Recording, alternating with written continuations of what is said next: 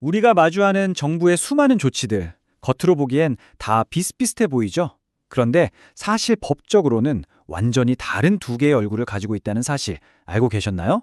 오늘은 바로 그 정부의 두 얼굴, 그 정체를 확실하게 파헤쳐 보겠습니다. 이걸 알고 나면 새삼을 보는 눈이 달라지실 거예요. 자, 이 질문 한번 같이 생각해 볼까요? 의사 면허도 허가라고 하고 공사하려고 길한 쪽을 막는 것도 도로 점용 허가라고 하잖아요. 똑같이 허가라는 단어를 쓰는데 법적으로는 이게 하늘과 딴 차이입니다. 바로 이 묘한 차이 속에 오늘 이야기의 모든 핵심이 숨어 있습니다. 정부의 역할을 딱 두 가지 캐릭터로 나눠볼게요. 첫 번째는 결정자입니다. 마치 창작자처럼 이건 이렇게 합시다 하고 자기 의지를 담아서 새로운 법률 관계를 직접 만들어내는 역할이죠. 반면에 두 번째는 확인자예요. 이쪽은 심판에 가깝습니다. 그저 법에 이렇게 쓰여 있으니 이게 맞습니다 라고 확인만 해줄 뿐이에요. 그러면 법적 효과는 법에 따라 그냥 자동으로 생겨나는 거죠. 바로 이 정부의 의지가 들어갔냐 안 들어갔냐가 모든 걸 가르는 핵심 포인트입니다. 좋습니다. 그럼 먼저 적극적으로 무언가를 결정하고 만들어내는 결정자의 세계부터 한번 들어가 보시죠. 이 행위들은 정부가 직접 나서서 우리의 권리나 의무를 새로 만들거나 바꾸거나 아예 없애버리는 것들을 말해요. 이 결정자의 첫 번째 기술은 바로 명령입니다. 아주 직관적이죠. 국민한테 이거 하세요 하고 의무를 주거나 반대로 이제 그거 안 해도 됩니다 하고 의무를 풀어주는 행위들을 말합니다. 이 명령에도 종류가 세 가지가 있어요. 첫째는 하명, 말 그대로 의무를 내리는 거죠. 세금 내세요 하는 것처럼요. 둘째는 허가, 이건 원래는 금지된 행동인데 그 금지를 풀어주는 거예요. 예를 들어 의사 면허는 아무나 사람을 치료하면 안 된다는 사회 전체의 큰 금지 자물쇠를 자격 있는 특정인에게만 열어주는 열쇠 같은 겁니다. 마지막으로 면제, 이건 병역 의무처럼 이미 나한테 주어진 구체적인 의무를 당신은 특별히 안 해도 괜찮아요 하고 콕 집어 없애주는 거죠. 그러니까 허가가 모두에게 잠긴 문을 열어주는 거라면 면제는 나한테만 채워진 족쇄를 풀어주는 것과 비슷하다고 생각하시면 돼요. 자, 결정자의 두 번째 기술은 형성입니다. 말 그대로 없던 걸 새롭게 만들어주는 역할이에요. 기존에는 없던 특별한 권리를 주거나 사람들 사이의 계약 같은 법률 행위를 정부가 도장을 찍어서 완성시켜주는 것들이죠. 여기에도 세 가지가 있습니다. 첫째, 특허. 이건 아예 없던 새로운 권리를 창조해서 주는 거예요. 특정 회사에만 버스 노선 운영권을 주는 것처럼 아주 특별하고 독점적인 권리를 주는 게 대표적이죠. 둘째는 인가. 이건 마치 결혼식 주례 선생님 같아요. 두 사람이 서로 계약서에 사인했다고 끝나는 게 아니라 정부가 자, 이 계약 유효합니다 하고 최종 승인을 해줘야 비로소 법적인 힘이 생기는 거죠. 마지막으로 대리가 있는데 이건 말 그대로 정부가 개인을 대신해서 어떤 일을 처리해주는 사실 아주 드문 경우입니다. 자, 그럼 이제 정부의 두 번째 얼굴, 확인자 캐릭터로 넘어가 보겠습니다. 이쪽은 정부가 뭔가를 창조하기보다는 이미 정해진 법이라는 룰북에 따라서 사실관계를 확인하고 기록하는 심판이나 기록원 같은 역할에 가깝습니다. 여기서 제일 중요한 건 정부가 그냥 스위치를 누르는 역할만 한다는 거예요.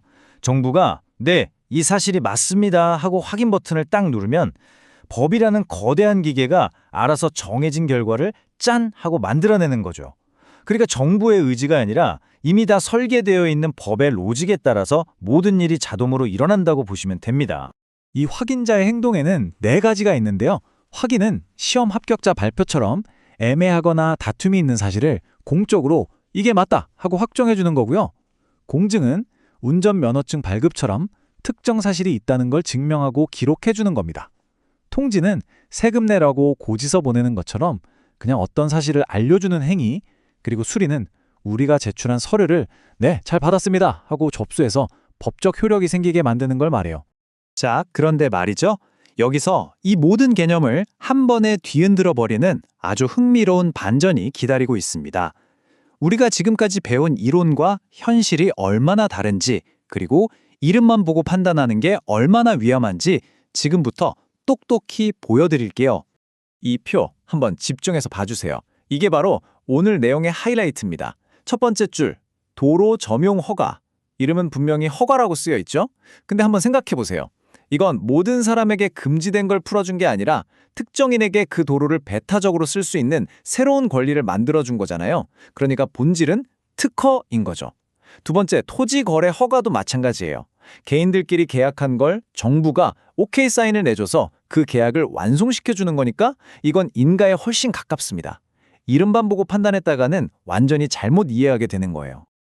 그래서 우리가 오늘 꼭 기억해야 할 단 한 가지는 바로 이겁니다. 이름표는 그냥 잊어버리세요. 그리고 항상 이렇게 질문해야 합니다. 그래서 이 행위가 실질적으로, 구체적으로 뭘 하는 건데 그 이름 뒤에 숨어있는 진짜 액션을 봐야만 본질을 꿰뚫어 볼 수 있습니다. 자, 그러면 이렇게 복잡하게 구분하는 게 도대체 왜 중요할까요? 그냥 법학자들이나 하는 어려운 말장난일까요? 아니요, 절대 그렇지 않습니다. 이건 우리 실생활과 아주 직접적으로 연결되어 있습니다. 이 차이를 아는 게 왜 중요하냐면 이게 바로 여러분의 권리를 지키는 무기가 되기 때문이에요. 정부의 어떤 조치가 부당하다고 느낄 때 그 조치의 진짜 성격이 특허냐 인가냐에 따라서 여러분이 법정에서 쓸 수 있는 전략과 공격 방법이 완전히 달라지거든요. 오늘 내용 딱 3단계로 정리해 드릴게요. 첫째, 결정자는 정부의 의지로 권리와 의무를 직접 만들어냅니다. 둘째, 확인자는 법에 쓰인 대로 사실을 증명하거나 알려줄 뿐입니다. 그리고 마지막, 가장 중요한 셋째, 이름에 절대 속지 말고 그 행위가 실제로 어떤 효과를 만들어내는지를 항상 따져봐야 한다는 것. 그럼 이 질문을 여러분께 남기면서 오늘 이야기 마무리하겠습니다. 앞으로 정부가 내놓는 어떤 공고나 처분을 볼 때 그 진짜 본질을 꿰뚫어 보기 위해서 여러분이 스스로에게 던져야 할 첫 번째 질문은 무엇일까요? 바로 이것입니다. 이건 정부의 의지가 담긴 새로운 창작인가? 아니면 그저 법에 쓰인 대로 확인만 해준 것인가? 이 질문 하나만 제대로 던질 수 있어도 여러분은 이제 세상을 훨씬 더 깊이 있게 보게 되실 겁니다. 초단기 합격의 비밀을 공개합니다. 객관식 행정법 5시간 투자로 70점 넘기기. 쿠몽에서 570 행정법을 검색해보세요. 고정 댓글 링크를 클릭하시면 570 행정법 퀴즈 천재 체험판을 무료로 이용해보실 수 있어요.